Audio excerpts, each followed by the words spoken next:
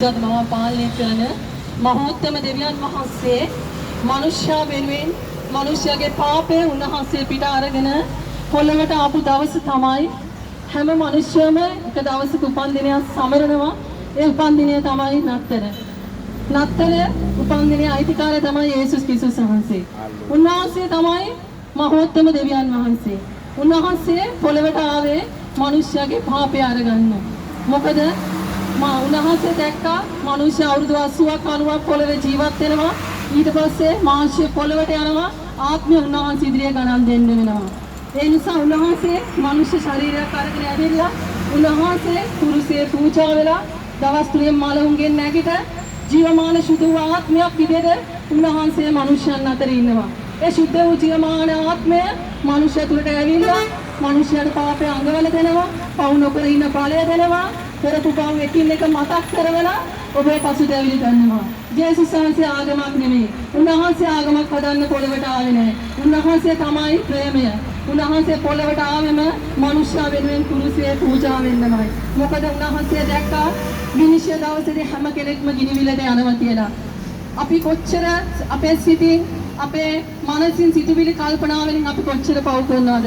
අපි ඇස් වලින් කොච්චර පව් කරනවද? අපි මනුෂ්‍යයන් දේශ බලන ඇස් වලින් කොච්චර පව් කරනවද? සිතිවිලි වලින් පව් කරනවද? අපේ වචන වලින් අපි කොච්චර මනුෂ්‍යයන්ගේ සිත් රිදවනවද? ඒ වගේ අපි රහසින් කොච්චර පව් කරනවද?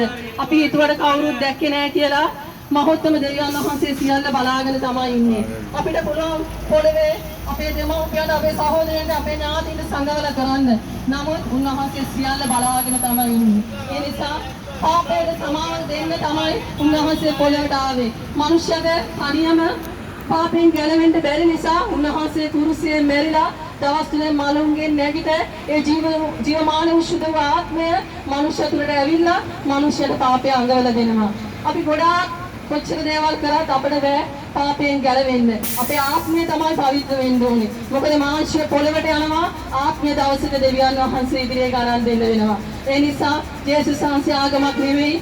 ජේසුස් වහන්සේ තමයි පොළවේ ගැලවුම් කාර්යය. උන්වහන්සේ කිව්වා සත්‍යත් මාර්ගය ජීවනයත් මමයි.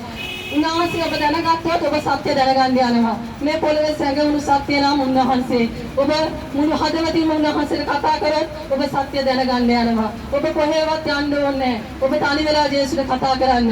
උන්වහන්සේ ආගමක් නෙමෙයි. ඔබ කතා කරනකොට උන්වහන්සේ ජීවමානයි. ඔබේ ප්‍රශ්නයට ඔබේ ගැටලුවට ඕන දෙයකට විසඳුම් දෙන්න උන්වහන්සේට පුළුවන්. ඔබ තනි වෙලා උන්වහන්සේට කතා කරන්න. මේ පොළව විසඳගන්න බැරි ප්‍රශ්න ඔබලාගේ ජීවිත තුළ ඇති. රෝග වෙන්න පුළුවන්, අබ්බැහිකම් වෙන්න පුළුවන්. නමුත් ඔබ ජේසුස්ට කතා කරොත් ජේසුස් ඔබ තුළට ඇවිල්ලා ඒ ප්‍රශ්න ගැටලු වලින් ඔබ නිදහස් කරනවා. පාපය අඟවල දෙනවා. පව් නොකර ඉන්න බලය දෙනවා. කරපු පව් එකින් එක මතක් කරලා පසුතැවිලි කරනවා. උන්වහන්සේ ජීවමානයි. ඔබේ හඬ අසන්න උන්වහන්සේ ජීවමානයි.